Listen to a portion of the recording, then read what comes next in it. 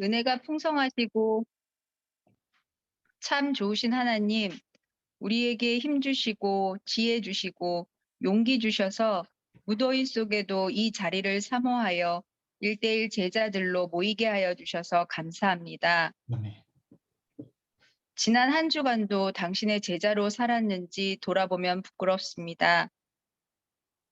말씀 전하시는 목사님, 영과 마음을 살피시고 입술을 주장하셔서 온전히 주님을 전하여 우리가 사랑의 주님과 깊은 교제 나눌 수 있도록 도와주세요. 참 영이시요 진리신 우리 예수님 이름 받들어 기도드립니다. 아멘. 아멘. 감사합니다. 자, 간단하게 우리 지난 일정들 또 앞으로 일정들 한번 좀 보기를 원하는데 벌써 절반 가까이 왔습니다. 지금까지 오리엔테이션을 제외해도 7주간의 과정을 저희가 진행했고요. 그리고 이제 앞으로 그 8주간의 이제 콘텐츠들이 남아 있습니다. 그래서 이렇게 보시면은요, 이제 8개가 뭐예요? 요 겉에 요 8가지, 요게 이제 성경에서 이렇게 돌아서 사역까지, 요 4가지, 8가지가 남았습니다. 그래서 오늘 하면요, 이미 절반을 지나게 되는 거고요. 그렇게 진행되고 있다 하는 것을 기억하시면 좋겠습니다. 오늘 여기 나와 있는 바대로 오늘은 그리스도가 다스리는 삶, 성경에 대해서 먼저 함께 나누도록 하겠습니다. 성경에 대한 말씀들이 굉장히 많이 있죠. 특별히 디모데후서 3장 16절은요. 모든 성경은 하나님의 감동으로 된 것으로 교훈과 책망과 바르게 함과 의로 교육하기에 유익하다라고 그렇게 이야기하고 있습니다. 유익이 된다라는 것이죠. 성경 말씀은 단순히 유익이 되는 말씀인 것만은 아니에요. 성경에서 이야기하는 말씀은 단순히 우리가 이런 어떤 물리적인 어떤 진동 이런 차원의 말씀을 이야기하는 것이 아니고요.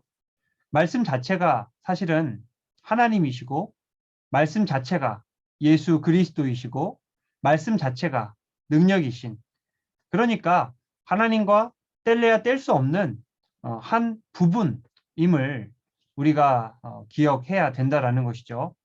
그래서 이 말씀에 대한 것이 8가지 중에 가장 먼저 나온 이유도요.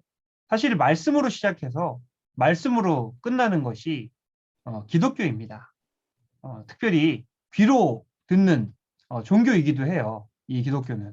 그만큼 우리의 듣는 것이 중요하고 또 말하는 것이 중요하고, 그래서 우리가 이 말씀에 대해서 오늘 살펴보고자 합니다. 작은 책으로는 80페이지고요. 큰 책으로는 111페이지에서 이야기를 하고 있습니다. 자, 그래서 한번 나눠 보려고 하는데요. 일단 그 질문이 첫 번째가 뭐냐면요. 성경의 근원에 관한 거예요. 성경은 무엇인가? 예. 강원화 집사님, 박창규 집사님, 환영합니다. 어서 오십시오. 예, 두 분 다 어서 오시고요. 조금 낫네요. 좀 더 오시니까는 분위기가 훨씬 낫네요. 성경의 근원은요, 일단 근원이라는 거는 그 말 자체가 굉장히 추상적이죠. 뭘로 기록이 되었느냐라는 질문이에요. 그래서 크게 구약 성경은 히브리어와 아람어로 기록이 되어 있다. 그리고 신약 성경은 헬라어로 기록이 되어 있다라고 이야기할 수가 있겠습니다. 히브리어랑 아람어는 되게 비슷한데요. 아람어는 조금 달라요. 조금 다르고요. 그 당시에 고대 근동, 고대 이스라엘의 뭐라고 해야 될까요? 그 공용어였습니다. 그 부분에 메소포타미아라든지 뭐 아람이라든지 이스라엘이라든지 이런 지역의 공용어가 아람어였어요. 그래서 이 아람어가 성경에서도 몇 군데 쓰이고 있는데 뭐 다니엘서의 일부분이라든지 이런 데도 사용이 되고 있고요. 신약 성경 같은 데도 신약 성경 자체는 헬라어로 기록이 되었지만 사실 그 당시에 유대인들 팔레스타인에 살고 있던 유대인들은 아람어를 여전히 사용했습니다. 예수님도 마찬가지예요. 그래서 마가복음을 보면요. 뭐 달리다굼이라든지 아니면 또 뭐가 있죠? 뭐 에바다라든지 또 아바 아버지 뭐 이런 말들. 이게 헬라어가 아니라 다 아람어거든요. 그러니까 아람어의 그런 것들이 굉장히 많이 기록이 되어 있다. 그래서 구약 성경은 대체로 히브리어와 아람어로 구성이 되어 있고요. 신약은 헬라어로 기록이 되었다. 자, 그런데 이 성경이 참 놀라운 부분이 있습니다. 이거는 80페이지의 내용이기도 한데요. 이 성경은요, 1500년간 40여 명의 저자가 기록한 책이에요. 자, 1500년간 옆에다가 책 오른쪽에다가 거기 빈 공간 있죠? 그런 데다가 써놓으시면 좋을 것 같아요. 그럼에도 불구하고 1500년간 기록이 되었고, 그러니까 얼마나 많은 세대에 걸쳐서 기록이 된 거예요. 세대 간의 격차가 얼마나 큰 거예요. 그리고 40명, 한 사람이 저수를 한 것도 아니고, 무려 4명도 아니고, 40명이나 저수를 한 책이 성경인데, 그럼에도 불구하고 성경은 하나님의 사랑, 그리고 하나님의 구원이라는 아주 일관된 주제에 대해서 집중력 있게 일목요연하게 기록이 되어 있다라는 것이 참으로 놀라운 것입니다. 제가 한번 예를 들어볼게요. 40명의 작가들이 있어요, 우리나라에. 40명의 작가들을 초빙을 해서 호텔을 빌려가지고 각자 방에다가 한 명씩 넣어놔요. 자, 그리고 서로 소통할 수 없게끔 핸드폰을 다 뺐고 각자 넣어놓고 150일 동안 저술을 해봐라. 소설을 아마 이렇게 좀 해봐라. 이야기를 합니다. 그리고 150일이 지나고 나서 40명이 기록한 책들을 한 권의 책으로 묶었어요. 근데 한 권으로 묶은 그 책이 처음부터 끝까지 일목요연한 스토리로 진행이 돼요. 자, 이렇게 될 가능성이 몇 %나 될까요? 거의 0%입니다. 왜냐면은요, 서로 나눌 수가 없거든요. 생각을 공유하고 서로의 생각을 함께 나누어야만 그것이 가능한데, 그러지 않았음에도 불구하고 그것이 일맥상통한다라는 것은 있을 수 없는 일이거든요. 그 있을 수 없는 일이 어떻게 가능하냐? 성령의 감동으로 쓰여졌기 때문에 하나님의 영이신 성령님께서 물론 각 사람의 성향과 각 사람의 시대 상황과 각 사람의 특징과 이런 것들이 다 다를지라도 성령님께서 성령님의 영감을 통해서 그 사람을 사용하셔서 글들을 쓰셨기 때문에 이 성경은 이 성령님의 주도 아래에서 일목요연한 하나님의 사랑과 구원이라는 일관된 주제로 기록이 되었다. 그렇게 말씀을 드릴 수가 있다라는 것입니다. 참 놀라운 일이죠. 이것이 하나님의 일이고 성령님의 역사하심이다라는 것을 우리가 기억할 필요가 있습니다. 자, 그래서 구약은 39권이고요. 신약은 27권이에요. 보통 이렇게 외워요. 39, 27, 그렇죠? 39, 27 합치면 39권, 그 다음에 27권. 그래서 이렇게 기록이 되어 있다라는 것을 우리가 먼저 기억했으면 좋겠고요. 그 다음에 이제 기록 목적이 무엇인가? 자, 크게 두 가지로 생각해 볼 수가 있겠습니다. 우리 김정현 집사님께서 밑에 말씀을 한번 읽어주시면 감사하겠습니다. 또 어려서부터 성경을 알았나니 성경은 능히 너로 하여금 그리스도 예수 안에 있는 믿음으로 말미암아 구원에 이르는 지혜가 있게 하느니라.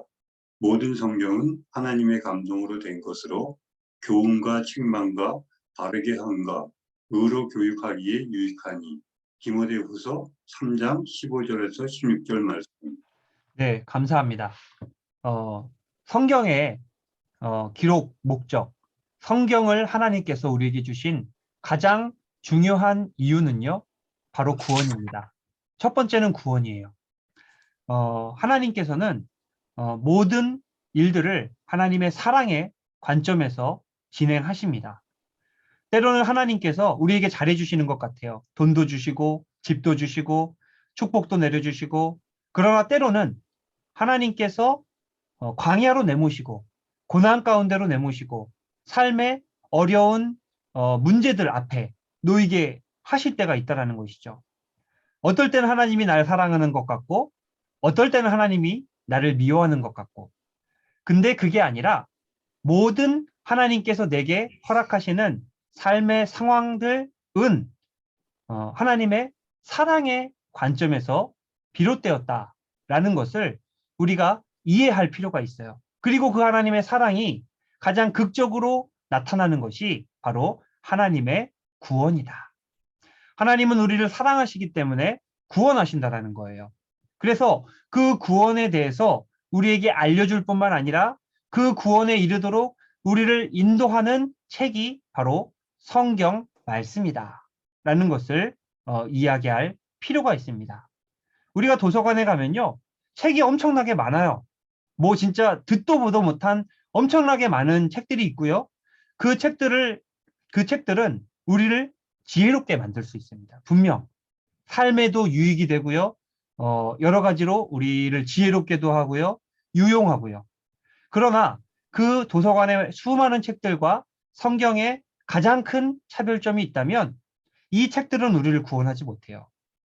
오직 하나님의 말씀인 성경만 우리를 구원할 수 있는 능력을 가지고 있다. 그래서 뭐라고 해요? 예수 안에 있는 믿음으로 말미암아 구원에 이르는 지혜가 있게 하느니라. 이것이 바로 성경이 기록된 가장 그 뭐라고 해야 될까? 메인 리즌이죠. 예, 가장 중요한 이유예요. 그 다음에 두 번째는요. 이 성경은요. 우리를 구원에 이르도록 하는 책이기 때문에 구원받은 하나님의 자녀로서 우리가 어떻게 살아가야 할지, 어떤 마음으로 살아가야 할지, 무엇이 하나님이 요구하시는 하나님이 기뻐하실 만한 삶이고 하나님이 요구하시는 거룩한 삶인지를 우리에게 가르쳐주고 있어요. 그게 율법이죠. 그래서 그러한 여러 가지 신앙적인 요소들은 우리에게 뭐가 된다고요? 인생의 매뉴얼이 된다라는 것입니다. 그래서 이 하나님의 말씀을 따라 살아갈 때에 우리는 하나님의 목적에 맞게 또 행복한 삶을 살아갈 수가 있어요. 어떤 물질이든지 어떤 제품이든지 그 매뉴얼을 따라서 사용할 때에 가장 오래 사용할 수가 있는 것처럼 고장 없이 오래 사용할 수가 있는 것처럼 하나님께서 우리를 제작하셨고 그 제작에 대한 매뉴얼로 성경을 기록하셨어요. 그러니까 이 성경에 있는 하나님이 우리에게 주신 말씀을 잘 따라가는 것이 형통하는 길이고 구원받는 길이고 우리가 잘 사는 길이다. 행복한 길이다. 그래서 가장 중요한 이유는 뭐라고요? 바로 구원입니다. 그리고 이 구원을 위한 우리의 인생 매뉴얼도 알려주는 교훈과 책망과 바르게 함과 의로 우리를 교육해주는 말씀. 그래서 이것이 아주 중요한 성경의 기록 목적이다라고 말씀을 드릴 수가 있겠습니다. 자, 그렇다면은 자, 한번 넘겨보세요. 82페이지로 넘겨보시면은 성경 전체의 중심 인물은 누구입니까? 자, 두말할 필요도 없이 예수 그리스도예요. 자, 요한복음 5장 39절에서 예수님은 이렇게 말씀하세요. 너희가 성경에서 영생을 얻는 줄 생각하고 성경을 연구하거니와 이 신약 여기서 말하는 성경은 신약 성경이 아니라요. 시편, 그다음에 모세오경, 그다음에 선지서를 포함한 구약 성경을 이야기를 합니다. 너희가 구약 성경을 연구하거니와 이 성경이 뭐라고요? 곧 내게 대하여 예수님에 대하여 증언하는 것이니라 라고 예수님이 직접 말씀하셨어요. 자, 그렇다면은 예수님이 말씀하신 구약에 대한 정의를 우리가 기억하면서 보면은 구약은 뭐예요? 오실 그리스도에 대한 증언이에요. 신약은 뭐예요? 오신 예수 그리스도에 대한 증언이에요. 그 다음 마지막에 요한계시록은요. 다시 오실, 재림하실 예수 그리스도에 대한 증언이에요. 자, 궁금하실 거예요. 구약이 어떻게 오실 그리스도에 대한 증언인가? 그러나 이 구약 안에는요. 수도 없이 많은 그리스도에 대한 예표들이 들어있어요. 예표라는 말은요. 미리 맛본다라는 말이에요. 예를 들면요. 인물들 가운데 아담이라는 인물도 예수 그리스도에 대한 예표가 될 수가 있어요. 그래서 이 로마서 같은 경우에 보면은 아담 한 사람으로 말미암아 세상에 죄가 들어온 것처럼 예수 그리스도 한 사람으로 말미암아 은혜가 이 땅에 넘쳤다. 이런 식으로 아담, 그리스도, 모형론에 대해서 이야기를 하는데 그런 의미에서 아담은 그리스도의 모형, 예표가 될 수 있고요. 아브라함, 요셉, 모세, 다윗 이런 모든 인물들이 오실 예수 그리스도의 부분의 모습들을 잘 나타내고 있다라는 거예요. 사건들을 볼까요? 출애굽 사건, 뭐 이수영 목사님 말씀하셨죠? 출애굽기에 기록된 이 출애굽 사건 그 자체, 그리고 장자 죽임 사건, 이 사건은 예수 그리스도께서 장차 어린 양으로서 피 흘리시고 그로 인하여 모든 백성들을 구원하실 십자가 사건에 대한 하나의 전초, 예표, 이런 사건이 된다라는 거예요. 여호수아의 정복 사건은 뭐예요? 장차 하나님께서 당신의 나라를 이 땅 가운데 임하게 하시고 그래서 사탄이 다스리시는이 아니죠. 사탄이 다스리는 이 땅의 모든 영역을 하나님의 영토로 되찾을 그 사건에 대한 하나의 예표가 된다라는 거예요. 절기도 마찬가지죠. 6월절은 뭐예요? 어린 양 예수를 기념하는. 오순절은 뭐예요? 성령이 강림하실 그 사건에 대한. 오순절은요, 원래 77절이라고도 하는데요. 곡식이 풍성한 어떤 것을 축하하는 그런 절기예요. 곡식이 풍성한 것처럼 성령의 임재가 충만한 어떤 예수 그리스도의 구원의 사역이 충만하게 나타나는 이 성령 강림 사건을 예표하는 그 사건이 77절, 오순절이었다. 초막절은 광야에서의 시험을 또 상징하는 이런 식으로 모든 구약에 나타나는 인물, 사건, 절기 이것들은요. 예수 그리스도를 가리키고 있다. 이렇게 말씀을 드릴 수가 있는 것이죠. 그래서 그런 의미에서 성경 전체의 중심 인물은 누구예요? 바로 예수 그리스도가 될 수밖에 없다. 성경 모두는 예수 그리스도에 대한 증언이다. 우리가 그렇게 이야기할 수가 있다라는 것이죠. 자, 그래서 이러한 우리를 구원하는, 우리를 또 구원으로 인도하는 하나님의 말씀을 대하는 그리스도인의 당연한 자세는 무엇인가? 당연히 뭐예요? 사모하는 마음이라는 것이죠. 우리 장기준 성도님께서 베드로전서 밑에 말씀을 좀 읽어주시기 바랍니다. 갓난 아기들 같이 순전하고 신령한 젖을 사모하라. 이는 그로 말미암아 너희로 구원에 이르도록 자라게 하려 함이라. 베드로전서 2장 2절 말씀. 아멘. 감사합니다. 뭐처럼요? 갓난 아기처럼 말씀을 사모하래요. 제가 이제 아주 갓난 아기의 아직 아빠인데요. 저희 둘째가 아직 돌도 안 지났습니다. 얘한테는요, 젖밖에 없어요, 젖. 먹을 거 안 주면은요, 난리가 나고요. 일단 그 젖이 나오잖아요. 분유가 나오면은 시선이 그거에만 눈이 동그래져가지고 언제 주나 이러고서는 그거만 쳐다보고 있어요. 안 주면 짜증내고 주면은 막 좋아가지고 다리를 동동거리고. 오직 그거밖에 없어요. 왜요? 그게 생명이니까요. 마치 아이들이 이 젖 하나밖에 보이지 않고 그것만을 바라보듯이 순전하고 신령한 젖, 하나님의 말씀을 사모하는 것이야말로 말씀 앞에서의 성도의 올바른 태도이고 자세이다 라는 것을 이야기하고 있다는 것이죠. 우리 신앙인들의 가장 위기가 뭐냐면요. 사실은 모르는 게 위기가 아니라요. 타성에 젖는 게 사실 진짜 위기예요. 간절한 사람은요. 그 사람이 삶의 위기 가운데 있다 하더라도 그것이 진짜 위기가 아닌데요. 반대로 삶의 평안 가운데 또 아무런 고난과 문제 없음 가운데 있다 하더라도 타성에 젖어서 정말 안일한 마음으로 있을 때에 신앙적으로나 삶의 태도에 있어서나 그때가 진짜 위기라는 거예요. 간절한 마음이 얼마나 중요한가를 우리에게 알려주는 말씀이라는 거죠. 그런 의미에서 우리가 한번 조명해 봐야 되는 인물이 바로 야곱이라는 인물입니다. 이 야곱이라는 이름의 뜻이 뭐예요? 발꿈치를 잡는다라는 뜻을 가지고 있어요. 야곱이라는 말 자체가. 이미 태어날 때부터 자기 형인 에서의 발꿈치를 잡고 나왔기 때문에 이름을 야곱이라 하였습니다. 근데 진짜 그 이름대로 정말 그 남을 발꿈치를 잡아서 실족하고 넘어지게 하는 이런 일을 했던 사람이 야곱이에요. 그럼에도 불구하고 우리가 야곱을 하나 주목해야 되는 부분은요.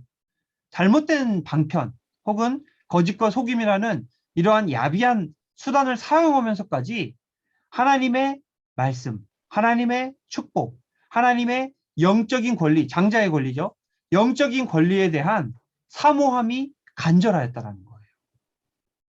그것에 대한 간절한 마음이 있었기 때문에 하나님께서 야곱을 사랑하셨고 그를 축복하셨고 그를 하나님의 일꾼이요 또 아브라함과 이삭과 야곱으로 이어지는 믿음의 조상으로 삼아주신 것은 아닌가 하는 생각을 해보게 됩니다. 간절한 마음, 사모하는 마음으로 그 말씀을 받는 사람과 그냥 시간만 때우려고 그냥 해야 되니까 앉아있는 사람의 모습은요. 죄송하지만 그 앞에서 볼 때는요. 정말 하늘과 땅 차이예요. 말씀이 쏙쏙 들어가는 게 보이는 사람이 있고 그냥 튕겨져 나가는 게 보이는 사람이 있어요. 이거는 뭐 저기 목회자나 설교자가 뛰어나서가 아니라 그냥 보여요. 그냥 너무나도 눈에 띄게끔 잘 보입니다. 그거는. 근데 그 결과도 뻔해요. 나중에는. 사모하는 마음으로 정말 그것을 마음속에 흡수하고 있는지 아니면은 그냥 에이, 그래 또 오늘도 설교하는구나 이러고 그냥 하는지 거기에서 사실은 굉장히 큰 갈림길이 될 수밖에 없는 것이죠. 자, 그래서 우리가 하나님의 말씀, 성경을 연구하는 5가지 방법을 한번 5가지로 나눠서 살펴보고자 합니다. 그래서 처음 1번부터 듣기, 2번 읽기, 그다음 연구, 암송, 묵상 이거를 이제 손가락 5손가락에 이제 비유를 하고 있습니다. 그래서 5손가락이 다 있어야 책을 온전히 잡고 있을 수 있는 것처럼 제 생각에는 뭐 저기 새끼손가락 하나 없다고 못 잡을 것 같지는 않은데 그냥 상징적인 의미로 받아들이십시오. 다 있어야 온전히 성경 말씀을 붙들 수 있는 것처럼 성경을 연구하는 이런 여러 가지 다양한 요소들을 균형 있게 사용하고 할 때 우리가 하나님의 말씀을 온전히 받아들일 수가 있다라는 의미에서 이걸 이해하셨으면 좋겠습니다. 자, 처음에는 듣기예요. 듣기. 자, 어떤 마음이 하나님의 말씀을 가장 잘 듣고 실행할 수 있습니까? 82페이지 밑에 말씀이죠. 자, 그래서 누가복음 8장 15절 말씀을 우리 강민주 집사님께서 읽어주시면 감사하겠습니다. 좋은 땅에 있는 것은 착하고 좋은 마음으로 말씀을 듣고 지키며 인내로 결심하는 잔이라. 자니라. 누가복음 8장 15절 말씀. 아멘. 감사합니다. 마음밭이 좋다는 것, 밭이 좋다는 것 무슨 말이에요? 씨앗을 잘 흡수한다는 거고 비를 잘 흡수한다는 거고 영양분을 잘 흡수한다는 것을 의미하고요. 그게 뭐예요? 좋은 땅이에요. 그러면은 좋은 마음밭은 뭐예요? 수용적인 자세. 즉 좋은 땅은요. 순종하는 마음을 이야기합니다. 자, 다시 한번 말씀드릴게요. 좋은 땅은요. 하나님의 말씀을 듣고 수용하여 순종하는 삶의 자세가 있는 사람을 좋은 땅이라고 이야기할 수 있다라는 거예요. 씨앗을 흡수해야 열매를 맺잖아요. 땅에 뿌려지지 않는데 열매를 맺을 수가 없는 거잖아요. 그래서 이 뒤에 보이는 이 4가지 씨 뿌리는 자의 비유를 보면요. 어떤 씨는 땅에 뿌려지기도 하고요. 어떤 씨는 돌밭에 뿌려지기도 하고요. 어떤 씨는 가시덤불에 뿌려지기도 하고요. 어떤 씨는 옥토에 뿌려져요. 근데 돌밭, 가시에 뿌려진 이 씨앗은요, 제대로 땅에 들어가지 못해요. 결국에 튕겨져 나온 거죠. 그러니까 열매를 맺을 수가 없었어요. 옥토에 들어간 씨앗만이 30배, 60배, 100배의 결실을 거둘 수 있었습니다. 우리의 마음의 밭이 너무나도 중요하다라는 거예요. 하나님께서 또 예수님께서 바리새인이라든지 선지자들을 통해서 이스라엘 백성들에게 하신 말씀 가운데 중요한 게 뭐냐면요. 그들의 완고함이에요. 그들의 굳은 마음이에요. 아무리 선지자들을 통해서 혹은 아무리 예수님을 통해서 하나님의 말씀을 전한다 하더라도 그들의 마음이 완고하고 굳어져 있기 때문에 들어가지를 않아요. 자, 그래서 이 에스겔서를 보면요. 하나님께서 말세에 있을 하나님의 약속을 하나 해주시는데요. 내가 내 영을 너희에게 부어줘, 새 영을 너희에게 부어주고 새 마음을 너희에게 부어주어서 너희 굳은 마음을 제하여 버리고 너희에게 부드러운 마음을 주리라. 그리하면 너희가 내 말을 듣고 순종하리라 라는 이러한 약속을 에스겔서를 통해서 우리에게 주세요. 우리의 굳은 마음이 제거가 돼야 돼요. 그리고 부드러운 마음으로 탈바꿈해야 돼요. 그렇게 하는데 역할이 키가 뭐예요? 성령님이에요. 하나님이 새 마음을 부어주셔야 되고 새 영을 부어주셔야만 그것으로 말미암아 우리의 마음이 부드러워지고 하나님의 말씀을 사모하는 마음으로 흡수하고 수용하게 된다라는 것이죠. 그래서 우리의 마음이 부드러워질 때에야 성령의 9가지 열매를 맺을 수가 있고요. 말씀의 열매를 맺을 수가 있고요. 우리의 삶의 구원의 열매를 맺을 수가 있습니다. 그래서 먼저 중요한 건 뭐예요? 좋은 땅, 순종하는 마음. 그래야 열매가 맺힌다. 이거를 우리가 기억해야 될 필요가 있고요. 그 다음에 48페이지 큰 책으로는 어디예요?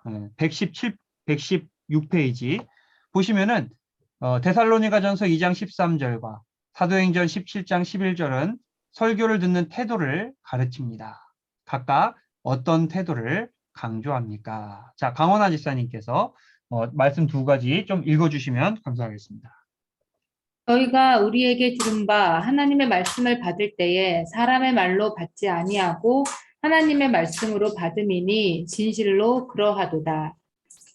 베르야에 있는 사람들은 데살로니가에 있는 사람들보다 더 너그러워서 간절한 마음으로 말씀을 받고 이것이 그러한가 하여 날마다 성경을 상고함으로. 예, 감사합니다.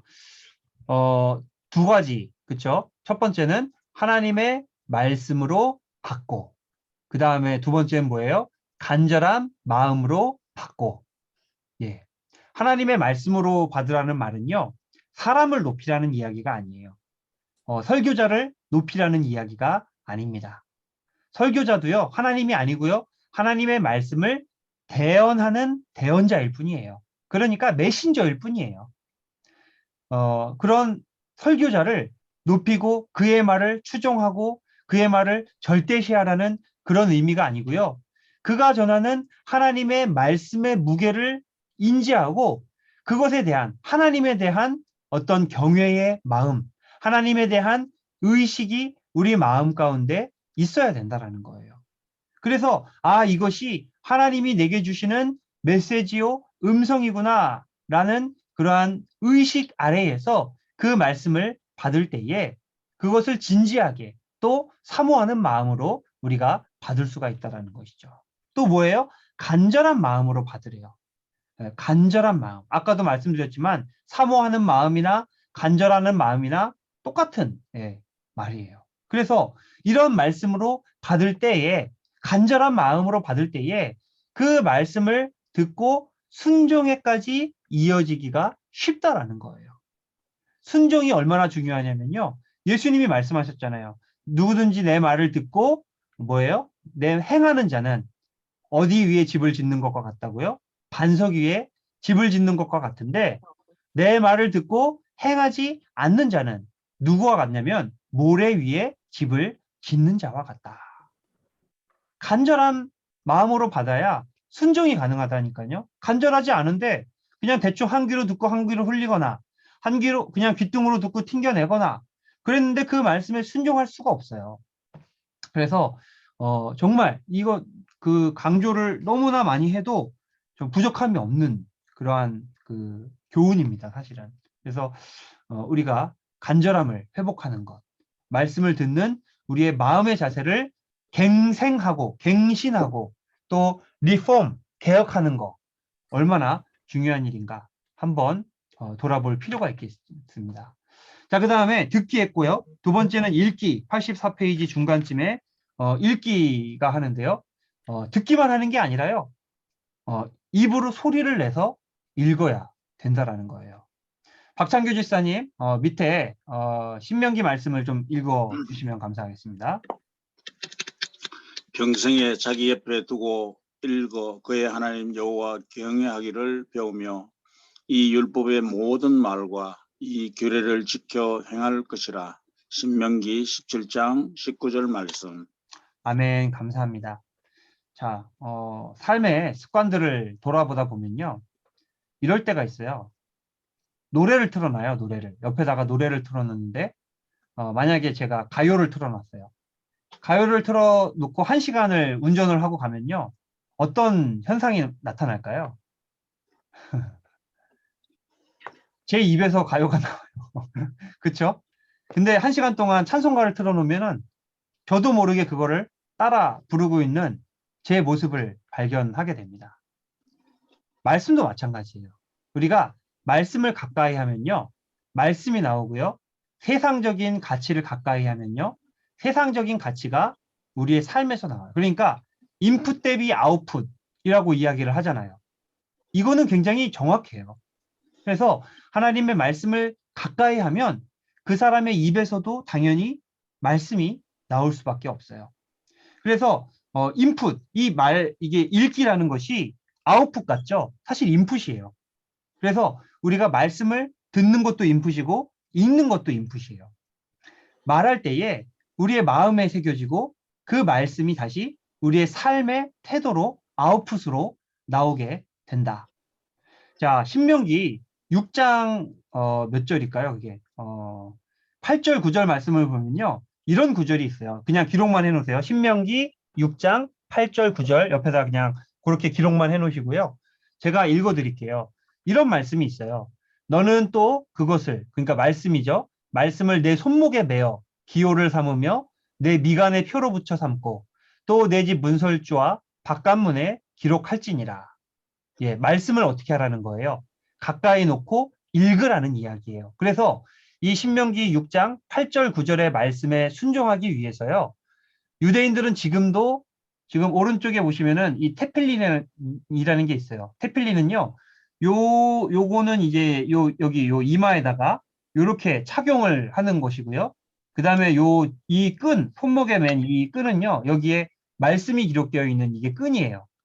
그래서 손목에다가 이렇게 이게 팔뚝에다가 요거를 감고요. 머리에다 이렇게 메고 다니면서 여기 인중에 있는 여기에서는 말씀이 들어있어요. 그래서 시시때때로 꺼내서 그것을 보고요. 팔뚝에 여기도 말씀이 기록돼서 이거를 쭉 펴서 말씀을 읽어요. 그리고 다시 팔에다가 감아놔요. 여기 보이는 것처럼요. 그 다음에 매주자라고 해요. 요거는 그 문마다 요렇게 요 안에 말씀을 넣을 수가 있어요. 그래서 나갈 때 여기서 말씀을 꺼내서 한번 읽고 또 들어갈 때 또 말씀을 꺼내서 한번 읽고 읽다가 나중에 또 그거를 바꿔서 읽고 이런 식으로 이걸 매주자라고 하고 요거를 테필린이라고 하는데요. 그러니까 하나님의 말씀을 읽기를 가까이 하는 거예요. 이렇게 할 때에야 비로소 내가 주의 말씀 안에 거하고 말씀이 내 안에 거하는 이러한 놀라운 역사가 우리 삶 가운데 나타나는 것이지 예배 한번 그냥 가서 1시간 드렸다고 해서 내 삶이 말씀 안에 거한다. 이거를 기대한다. 이거는 굉장히 허황된 좀 인풋 대비 아웃풋에 맞지 않는 그러한 기대이다라고 말씀을 드릴 수가 있습니다. 그러니까 이렇게 정말 하나님의 말씀을 정말 사모하는 마음으로 이렇게 가까이 하지 않으면 어렵다라는 거예요. 오늘날 우리 말씀 참 많죠. 주변에 참 진짜 뭐 성경도 옛날에는요, 파피루스나 양피지와 같이 굉장히 비싼 고급 그 재료에만 성경을 기록할 수가 있었습니다. 그러니까 아무래도 사람들이 말씀을 가까이 하지 못하고요. 서기관이라든지 바리새인들의 해석에 의존할 수밖에 없었어요. 근데 오늘날은 뭐 조금 비싸긴 해도 4만 원, 5만 원이면은 성경 한 권 어디서든 우리가 구할 수가 있죠. 그러면은 오늘날 더 말씀을 더 가까이 더 많이 읽느냐? 근데 그렇진 않아요. 오히려 덜 열심히 읽어요. 흔해서. 그러니까 간절한 마음이 중요한 거예요. 결국에는 우리가 말씀을 읽으려는 의지가 있느냐. 그래서 그러한 의지를 이 시간을 통해서 그 동반자에게 좀 동기부여를 하는 시간으로 그렇게 해주시는 것이 어떻게 보면은 이 과의 목표라고 이야기를 할 수가 있겠습니다. 잘 진행하시는 것도 중요하지만 이 과를 통해서 동반자가 정말 성경을 하루에 10분이라도 더 읽게 되었다면 30분이라도 그 읽는 습관을 들이게 되었다면 양육자로서 소임을 다한 것이다. 그렇게 말씀을 드릴 수가 있겠습니다. 그래서 한번 해볼까요? 이 예언의 말씀을 읽는 자와 듣는 자와 그 가운데 기록한 것을 지키는 자는 복이 있나니 때가 가까웁니다. 자, 이거를 여기 제가 이렇게 기록한 것처럼 이 예언의 말씀을 읽는 나 조한범과 듣는 나 조한범과 그 가운데 기록한 것을 지키는 나 조한범은 복이 있나니 때가 가까움이다. 좀 이상한가요? 읽는 조한범과 듣는 조한범과 지키는 조한범은 이런 식으로 해서 각자 한번 지금 읽어볼까요? 한번 같이 읽어보겠습니다. 시작. 이 예언의 말씀을 읽는 조한범과 듣는 조한범과 그 가운데 기록한 것을 지키는 조한범은 복이 있나니 때가 가까움이라. 해서 한번 읽어보세요. 이렇게 읽어서 다짐하는 시간으로 그렇게 사용하시면은 참 좋겠다 하는 생각이 듭니다. 자, 그 다음에 뭐 했어요? 듣기 했고 읽기 했습니다. 자, 그 다음에 세 번째 연구예요. 연구. 자, 밑에 있는 말씀을 김정현 집사님 다시 한번 여기 베레아에 이거 다시 한번 읽어주시면 감사하겠습니다. 말씀 마이크 켜시고요. 예. 베레아에 있는 사람들은 데살로니가에 있는 사람들보다 더 너그러워서. 잠깐만요. PC에 뭐가 나와서 더 너그러워서 간절한 마음으로 안 보이세요? 제가 읽겠습니다. 간절한 마음으로 말씀 받고 이것이 그러한가 하여 날마다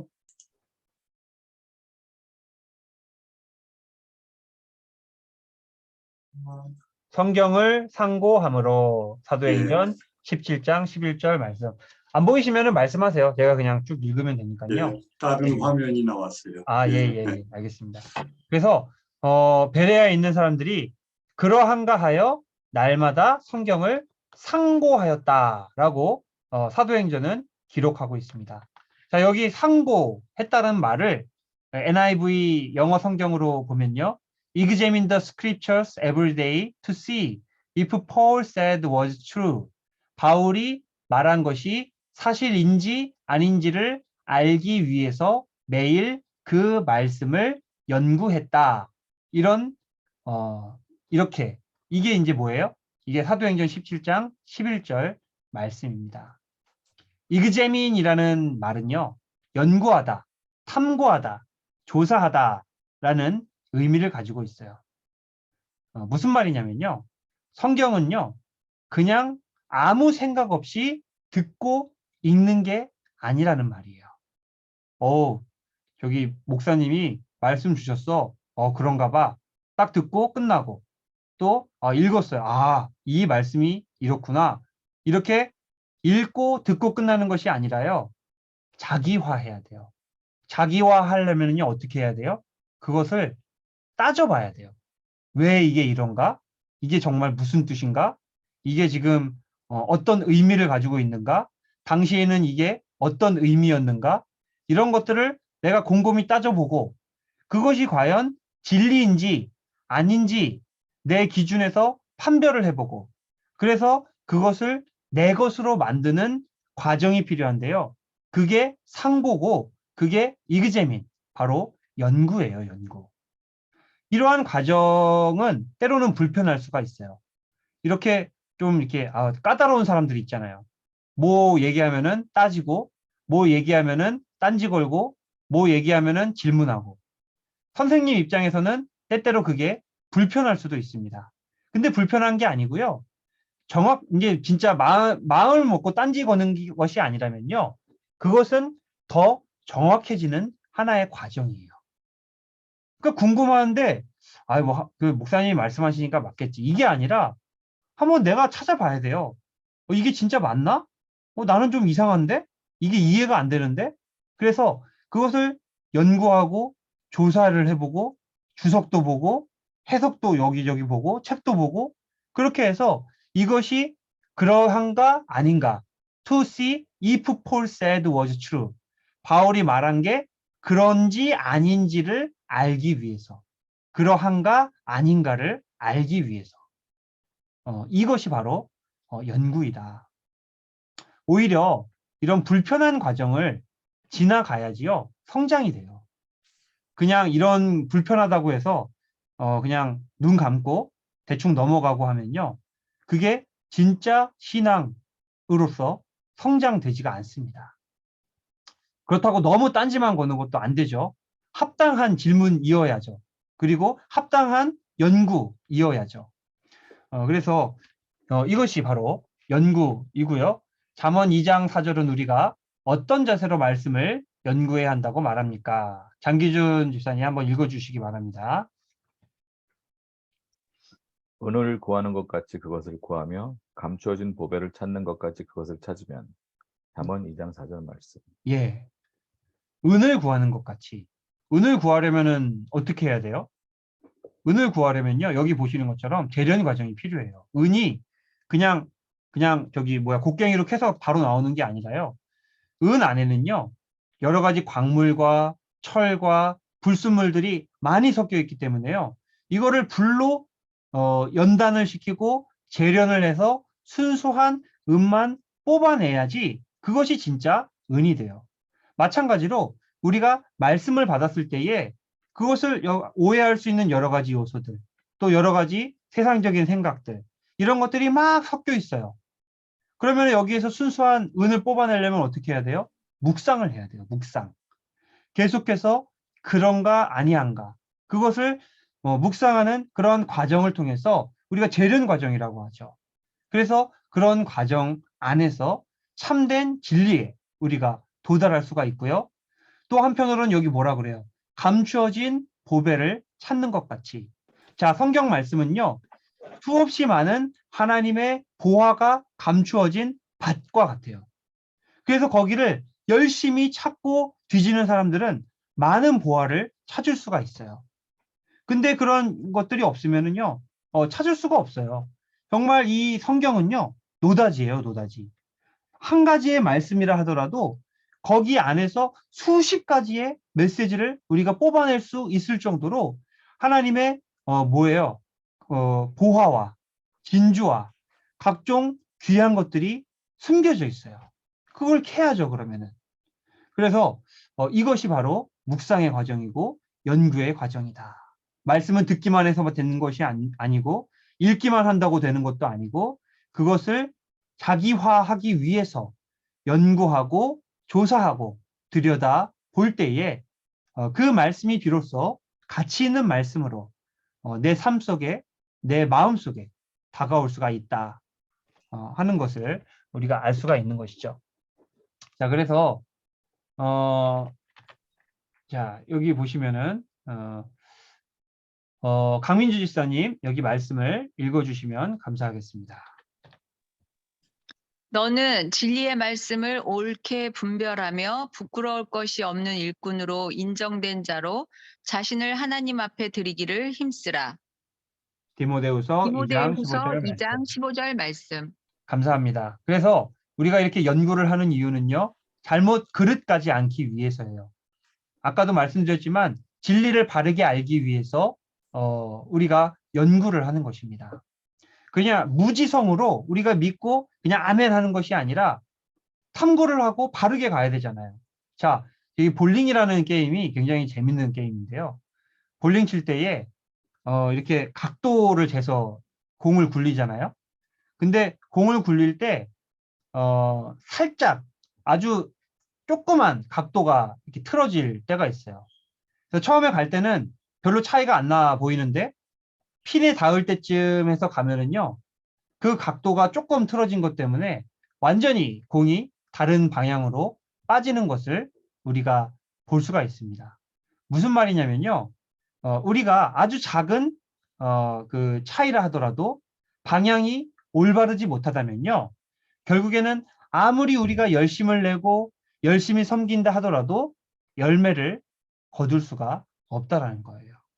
바른 방향성이 중요하다는 것이죠. 사도 바울 같은 경우는 어때요? 사도 바울 같은 경우는 정말 큰 열심이 있었어요. 하나님을 향한 열정, 사랑, 열심이 있었지만 하나님을 향한 그 사랑의 방향이 잘못되었어요. 그래서 그 사랑이 결국엔 어떻게 돼요? 증오로 바뀌게 되고 분노로 바뀌게 되고 수없이 많은 그리스도인들을 박해하고 잡아 가두고 고문하고 그렇게 많은 사람들을 힘들게 하는 잘못된 열심으로 그의 사랑이 변질될 수밖에 없었더라. 그러니까 방향이 바라야 돼요. 똑바로 나야 돼요. 그래서 우리는 성경 연구를 통해서 하나님의 뜻이 무엇인지, 나를 향하신 하나님의 음성과 계획이 무엇인지, 메시지가 무엇인지 그거를 바르게 알 수가 있다. 그래서 중요하다라는 것, 그것을 말씀을 드립니다. 자, 그래서 연구까지 우리가 3가지를 나눴고요. 그 다음에 또 뭐가 있어요? 암송이 있어요. 암송 굉장히 중요합니다. 하나님은 우리가 그분의 말씀을 어떻게 하기를 원하십니까? 자, 그래서 우리 저기 강원아 집사님 요 밑에 있는 말씀을 한번 읽어주시면 감사하겠습니다. 이것을 내 손가락에 매며 이것을 내 마음판에 새기라. 잠언 7장 3절. 그러므로 너희는 나의 이 말을 너희의 마음과 뜻에 두고. 신명기 11장 18절 3. 감사합니다. 뭐라 그래요? 내 마음판에 새기라. 또 말을 어떻게 하라고요? 너희 마음과 뜻에 두라. 이게 무슨 말이에요? 이게 아주 단순하게 말씀드리면 암송하라는 말입니다. 마치 하나님께서 모세에게 돌판을 주실 때에 그 돌판에다가 하나님의 율법을 새겨서 인그레이브라고 그러죠. 새겨서 그 말씀을 주신 것처럼 우리 마음밭, 신비에다가 하나님의 말씀을 한자 한자 새겨 넣으라는 거예요. 이게 무슨 말이에요? 암송하라는 말이에요. 말씀이 우리의 힘이라고 이야기를 하죠. 말씀이 나의 능력이라고 이야기를 합니다. 근데 그냥 말씀 한번 내 입으로 읽었다고 해서 한번 귀로 들었다고 해서 그것이 내 힘이 되고 내 능력이 되는 것이 아니고요. 그 말씀을 내 거화 해야 된다니까요. 내 거화 하려면 어떻게 해야 돼요? 연구도 해야 되지만 우리 마음판에 새겨야 돼요. 그 말씀을 내 거화 해야 돼요. 그러면요 어떻게 되는 줄 아세요? 우리가 기도할 때에 그 말씀이 기억이 나요. 하나님의 성령의 인도를 따라서 우리가 기도를 하거나 혹은 대화를 하거나 할 때에 우리의 마음판에 새겨진 그 하나님의 말씀이 우리의 머리에 떠오르게 되고 그 머리에 떠오른 하나님의 말씀을 입술로 고백하면서 그 말씀이 내 거가 돼요.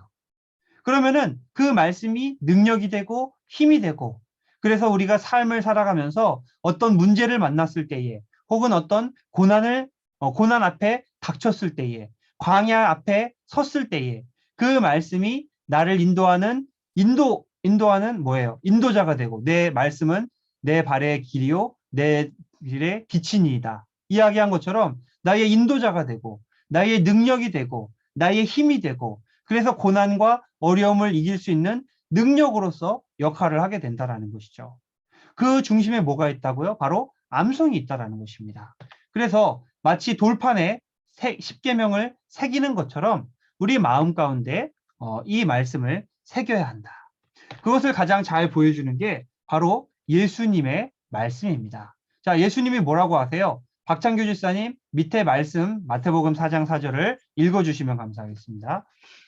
예수께서 대답하여 이르시되 기록되었으되 사람이 떡으로만 살 것이 아니요 하나님의 입으로부터 나오는 모든 말씀으로 살 것이라 하였느니라 하시니 마태복음 4장 4절 말씀. 아멘. 예수님이 사탄에게 3번에 걸쳐서 시험을 당하셨어요. 근데 그 시험을 어떻게 이기셨어요? 기록되었으되, 기록된 말씀.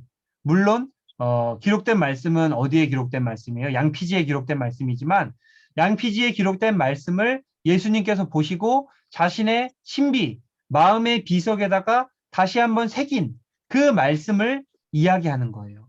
그래서 기록된 그 말씀에 따르면 사람이 떡으로만 살 것이 아니라 하나님의 입에서 나오는 모든 말씀으로 살라 하였다라고 선포하셨어요.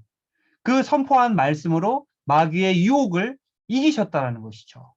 그러니까 우리 마음밭에 새겨진, 신비에 새겨진 하나님의 말씀이야말로 나의 능력이 되고 힘이 된다. 암송된 말씀은 고난과 시험을 이기는 힘이 된다라는 것이죠. 얼마나 중요해요? 우리가 흔히 암송을 아이들의 전유물로 생각할 때가 많습니다. 무슨 노회, 어디 총회, 어린이 대회 하면은 암송 대회가 꼭 있어요. 그렇죠? 그래서 그 암송 그거를 이렇게 애들이 달달달달 외우면 박수 쳐주고 그리고 끝나죠? 애들은 그렇게 열심히 하는데 어른들은 암송하지 않아요. 아이고 애들이나 하는 거지. 뭐 이렇게 어른들이 뭐 이 수준이 있지. 그런데 그게 아니에요. 진짜 이 암송이 얼마나 중요하냐면요. 이 암송 하는 사람 이게 뭐 벌써 기도할 때 달라요. 이제 물론 기도할 때 말씀을 많이 인용한다고 해서 꼭 훌륭한 기도라고 할 수는 없지만 대부분은 그런 분들이 말씀 안에 거하며 살아가는 경우가 아주 많이 있다라는 것이죠. 그래서 암송한다라는 것은 무슨 뜻인가? 그리스도의 말씀이 너희 속에 풍성히 거하는 것을 의미한다. Let the word of Christ, 그리스도의 말씀이 dwell in you richly, 너희 뇌 안에 풍성하게 거하다.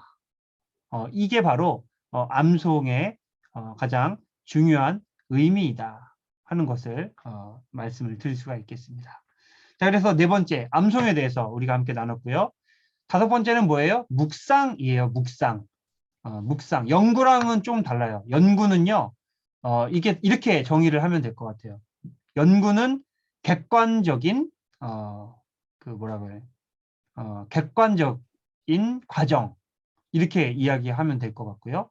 묵상은 객관적인 과정을 통한 주관적인 과정 이렇게 정의를 할 수가 있겠어요. 조금 더 자유도가 있어요. 묵상은 내 상상의 나라를 펼칠 수가 있어요. 연구는 그게 아니잖아요. 연구는 되게 좀 아카데믹 해야 되고요. 좀 그 사실에 근거해야 되고요. 학문적이어야 하고요. 좀 그런 면이 있죠. 그러나 묵상은 그렇지 않아요. 조금 더 생각하고 조금 자유하게 할 수가 있습니다. 자, 그런데 성경에서 이 묵상이라는 말은요. 원래는 무슨 말이냐면요. 작은 소리로 읊조리다. 이 하가라는 말이요. 작은 소리로 읊조리다라는 뜻을 가지고 있어요. 자, 그래서 강민주 집사님 여기 이거 한번 다시 읽어주시겠어요? 시편 1편 1절에서 2절 말씀. 복 있는 사람은 악인들의 꾀를 따르지 아니하며 죄인들의 길에 서지 아니하며 오만한 자들의 자리에 앉지 아니하고 오직 여호와의 율법을 즐거워하여 그의 율법을 주야로 묵상하는도다. 시편 1장 1절에서 2절 말씀. 아멘. 아멘. 감사합니다. 여기 그의 율법을 주야로 묵상하는도다. 이게 나나주, 그러니까 성경에서 밑에 있는 설명을 한번 보시면요.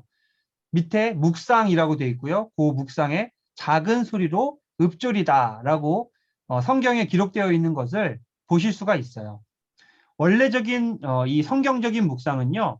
머리로만 하는 것이 아니라요. 원래 입으로 하는 거예요. 입으로. 입으로 작은 소리로 복 있는 사람은 악인들의 꾀를 따르지 아니하며 이런 식으로 나 혼자서 한번 작은 소리로 계속해서 읊조리고 읽어보는 거 이런 행동을 우리가 묵상이라고 하는데요. 그렇다고 해서 머리로 생각하고 되뇌어보고 반추해보고 이런 과정이 없는 것은 아닙니다. 그래서 입으로 하면서 또 머리로 하고 이 두 가지가 같이 이제 반복되면서 이렇게 진행이 된다. 그래서 묵상도 굉장히 중요한 것이다라는 것을 말씀을 드릴 수가 있겠습니다. 그 이외에 이제 그 뒤에 묵상에 대한 그 책에 나오는 여러 가지 있는데요. 그거는요 개인적으로 한번 보시면 좋을 것 같아요. 그거는 굳이 제가 설명을 안 드리더라도 요런 요 정의만 좀 알고 계시고 그 이후에 그거는 좀 해 보시면 좋을 것 같고요. 그래서 이제 5가지 우리가 함께 나눴습니다. 첫 번째가 뭐예요? 듣기. 우리가 듣기에 합당한 마음밭을 가져야 한다. 그리고 그 말씀을 사모하며 들어야 된다. 읽기. 읽기는 뭐예요? 읽을 때에 뭐 잘 읽어야죠. 그 다음에 연구, 이그제민. 그 다음에 암송, 우리 마음밭에 인그레이브 하는 거. 그 다음에 묵상, 입으로 읽으면서 또 머리로 생각하는 거. 이렇게 5가지에 대해서 오늘 나눠 보였고요. 어제 보내드린 것처럼 소모임 나눔에서는요. 이 성경에 대해서 또 여러 가지로 오랜 동안 다들 신앙생활을 하셨을 테니까 나름대로의 정의 혹은 내가 인지하고 있는 말씀에 대한 어떤 인식들이 있으실 거예요. 그것들을 한번 나누어 보시고요. 오늘 그 하나님의 말씀 성경 편을 보시면서 좀 달라졌거나 새롭게 깨달았거나 한 부분들이 있다면 그런 부분들을 한번 나누어 보시면 좋겠다 하는 생각이 듭니다. 그 다음에 이제 연구하는 5가지 방법 중에 한번 나에게 적용을 해보세요. 내가 잘하는 거, 그 다음에 잘 못하는 거, 뭐가 있나. 그래서 어떤 각오들까지도 나눠보시면 좋을 것 같고요. 그 다음에 말씀이 과연 내 삶의 어떤 에너지로 실제적인 영향력으로 지금 존재하고 있는지, 만약 그렇다면 어떤 식으로 그것이 내 삶에 영향을 끼치고 있는지, 이런 것들을 한번 나눠보시면 좋겠습니다. 이 이외에도 나누고 싶은 거 있으면은 얼마든지 나누십시오. 그래서 오늘은 이 하나님의 말씀에 대해서 함께 나누었고요. 아까도 말씀드렸다시피 중요한 것은 동반자가 성경을 잘 읽을 수 있도록 10분이라도 하루에 꾸준히 읽을 수 있도록 그렇게 잘 가이드를 우리가 해주는 것이 이 과의 목적이다. 그러려면 어떻게 해야 돼요? 동기부여를 우리가 잘 해야 되겠죠. 하나님의 말씀이 얼마나 읽는 것이 중요한지, 그것을 읽었을 때에 하나님이 주실 복과 우리가 누릴 혜택들이 얼마나 큰 것들인지 그런 것들을 잘 설명하시면서 인도해 주시기를 부탁을 드리겠습니다. 자, 여기서 마치도록 하고요. 혹시 질문 있으면 질문해 주시면 감사하고 없으면은 제가 기도하고 마치겠습니다. 네, 기도하고 마치겠습니다. 그러면 하나님 감사합니다. 오늘 1:1 양육자반을 통하여서 귀한 하나님의 말씀을 나누었습니다. 하나님, 이 귀한 말씀 마음 가운데 간직하고 내가 먼저 실천하여서 이후에 동반자들을 만나 그들에게 하나님의 말씀을 전할 때에 성령의 충만함으로 전할 수 있도록 도와주시옵소서. 하나님의 말씀의 중요성을 강조하는 귀한 사명 잘 감당하여서 한 영혼 한 영혼을 주님께로 잘 인도할 수 있는 저희 모두가 되게 하여 주시옵소서. 이후에 소그룹 모임이 있습니다. 풍성한 나눔 되게 하시고 우리 집사님, 권사님 한 분 한 분 하나님께서 능력으로 은혜로 덧입혀 주시옵소서. 감사드리며 예수님의 이름으로 기도하옵나이다. 아멘. 아멘. 감사합니다. 네, 오늘 여러 가지 재직회가 조금 좀